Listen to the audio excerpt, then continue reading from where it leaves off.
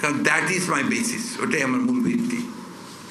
এরপরে আমরা বহু আন্দোলন করেছি, সংগ্রাম করেছি, লড়াই করেছি। আর বিএনপি হিসাবে আমি একটা কথা খুব জোর দিয়ে বলতে চাই যে আমার দলই তো প্রথম যারা সংবাদপত্রের স্বাধীনতাকে ওপেন করেছিল 1975 সালে। তার আগে একদলীয় শাসন ব্যবস্থা বাকশাল হয়েছিল, সব সংবাদপত্র বন্ধ করে দেওয়া হয়েছিল। এই কথাটা কিন্তু কেউ আলোচনা করেননি। আজকে 4টি সংবাদপত্র ছাড়া সমস্ত রাজনৈতিক দলকে আপনার যেমন নিষিদ্ধ করা হয়েছিল, সংবাদপত্রগুলোকে নিষিদ্ধ করে দেওয়া হয়েছিল।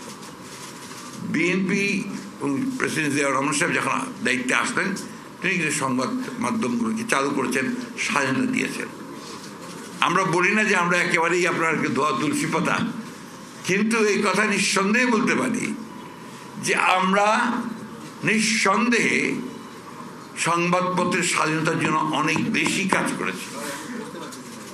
আজকের যে আকাশ আপনার মাধ্যম, এটা কিন্তু আমাদের দ্বারাই শুরু করা, এবং অনেকগুলো মিডিয়া আছে যেগুলো আমাদের সময় তৈরি করা।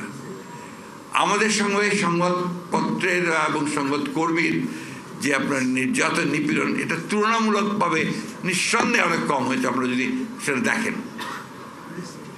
এবং আমরা এখন পর্যন্ত যেটা বিশ্বাস করি, আজকেও আমাদের দলের চেয়ারপারসনের একটা স্টেটমেন্ট বেরিয়েছে, আমি মনে করি এটা মুক্ত সংবাদ মাধ্যমের স্বাধীনতা চর্চার জন্য অত্যন্ত শক্তিশালী একটা ভূমিকা রাখবে।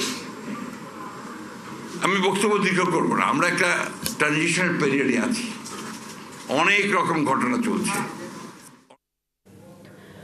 দর্শক, মুক্ত গণমাধ্যম দিবস উপলক্ষে আয়োজিত অনুষ্ঠানে বক্তব্য রাখছিলেন মির্জা ফখরুল ইসলাম আলমগীর। আমরা এতক্ষণ সরাসরি তার বক্তব্য শুনছিলাম।